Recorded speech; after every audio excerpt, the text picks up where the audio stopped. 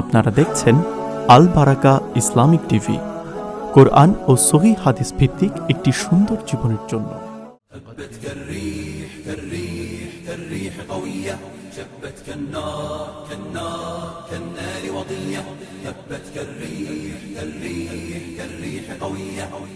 আলহামদুলিল্লাহ, আলহামদুলিল্লাহি ওয়াহদা, ওয়াসসালাতু ওয়াসসালাম আলা রাসূলিল্লাহ ওয়া আলিহি ওয়া আসহাবিহি আজমাইন, আম্মা বাদ। উপস্থিত সম্মানিত দিনী ভাইয়েরা, আসসালামু আলাইকুম ওয়া রাহমাতুল্লাহি ওয়া বারাকাতুহু। আজকে আমি অত্যন্ত গুরুত্বপূর্ণ একটি বিষয় নিয়ে আপনাদের সম্মুখে হাজির হয়েছি। আমার আলোচনার বিষয় হচ্ছে ফিলিস্তিন ইসরায়েল যুদ্ধ নিয়ে কোরআন হাদিসের ভবিষ্যৎবাণী। ফিলিস্তিনি ভূখণ্ড সমগ্র মুসলিম উম্মার আবেগের জায়গা। এর অন্যতম কারণ এখানে রয়েছে ইসলামের তৃতীয় পবিত্রতম মসজিদ আল আকসা। পবিত্র কোরআনে এর মর্যাদা ঘোষণা করে ইরশাদ হয়েছে, পবিত্র সেই সত্তা যিনি নিজ বান্দাকে রাতারাতি মসজিদুল হারাম থেকে মসজিদুল আকসায় নিয়ে যান, যার চারপাশকে আমি বরকতময় করেছি।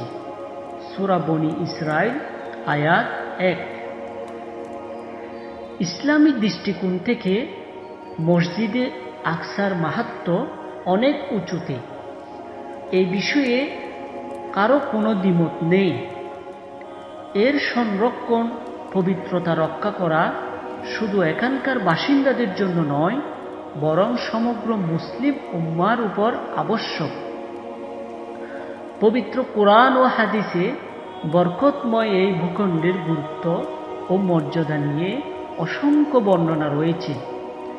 আজকের ফিলিস্তিন ও অবৈধ ইসরায়েল রাষ্ট্র যেহেতু কোরআন নাজিলের বহুকাল পর সৃষ্টি হয়েছে, এজন্য কোরআন ও হাদিসে ইসরায়েল কিংবা ফিলিস্তিনের নাম সরাসরি উল্লেখ করা হয়নি, বরং মসজিদুল আকসা ও ইহুদি জাতিকে কেন্দ্র করে ইসলামের প্রধান দুটি উৎসে আলোচনা এসেছে। রাসূল সাল্লাল্লাহু আলাইহি ওয়াসাল্লাম ইহুদিদের সঙ্গে মুসলিমদের যুদ্ধ নিয়ে ভবিষ্যৎবাণী করেছে।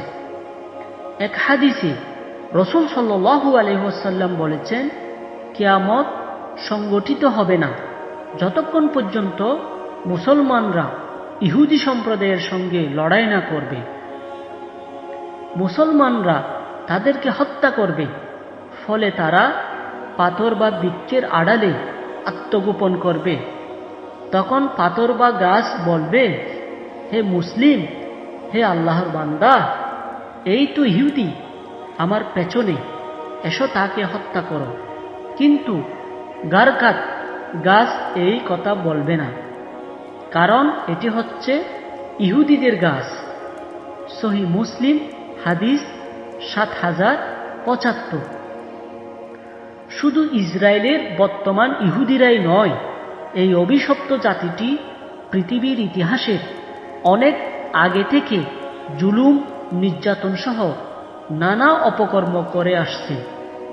পবিত্র কোরআন ঘোষণা করেছে, ইহুদিরা বিশৃঙ্খলা সৃষ্টিকারী জাতি।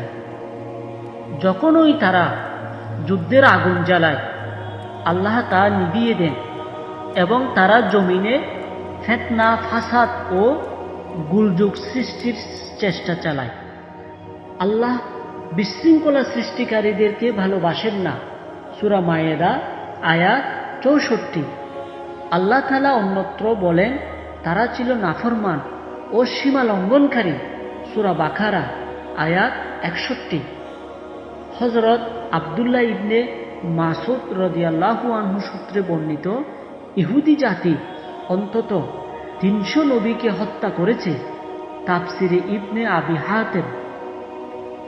তবে এত দুর্দশার পরও আমাদের জন্য সুখবর হলো, রাসূল সাল্লাল্লাহু আলাইহি ওয়াসাল্লামের ভবিষ্যৎবাণী অনুযায়ী কিয়ামতের আগে অবশ্যই ইহুদি জাতি ফিলিস্তিনি মুসলমানদের কাছে পরাস্ত হবে। রাসূল সাল্লাল্লাহু আলাইহি ওয়াসাল্লাম বলেন, আমার উম্মতের একটি দল সত্যের উপর বিজয়ী থাকবে, শত্রুর মনে পরাক্রমশালী থাকবে। দুর্ভিক্ষ ছাড়া কোনো বিরোধী পক্ষ তাদের কিছুই করতে পারবে না। আল্লাহর আদেশ তথা কিয়ামত পর্যন্ত তারা এমনই থাকবে। সাহাবায়ে কেরাম জিজ্ঞেস করলেন, হে আল্লাহর রাসূল, তারা কোথায় থাকবে? রাসূল সাল্লাল্লাহু আলাইহি ওয়াসাল্লাম বললেন, তারা আল আকসায় এবং তার আশেপাশে থাকবে। মুসনাদে আহমদ হাদিস 21286।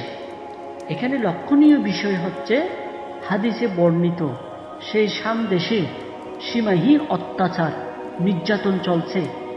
বিশ্বের সবচেয়ে বড় কসাইখানায় পরিণত হচ্ছে শাম দেশ তথা সিরিয়া, ফিলিস্তিন। এই দেশগুলো নিরীহ নারী পুরুষ সহ শিশুদের উপর চলছে মারাত্মক নির্যাতন। এইসব মানুষের রক্তকে হালাল মনে করে নির্বিচারে হত্যাযজ্ঞ চালানো হচ্ছে। এসব অঞ্চলের নারী পুরুষ ও শিশুদের কান্না ও রোনাজারিতে ভারী হয়ে উঠেছে সেখানকার আকাশ বাতাস। অত্যাচারীদের নির্যাতনে বয়ে চলেছে রক্তের নদী। আল্লাহ তাআলা মুসলিম উম্মার অপারগ অবস্থানকে ক্ষমা করুন। শাম দেশ তথা নির্যাতিত জনপদ সিরিয়া, ফিলিস্তিন সহ সব মুসলিম অঞ্চলকে হেফাজত করুন। সব অপারগতার কারণে আল্লাহর আযাব ও গজব থেকে মুসলিম উম্মাকে হেফাজত করুন। আমিন। ওয়া আখিরু দাওয়ানা আনিল হামদুলিল্লাহি ওয়া রাব্বিল আলামিন। আসসালামু আলাইকুম ওয়া রাহমাতুল্লাহি ওয়া বারাকাতুহু।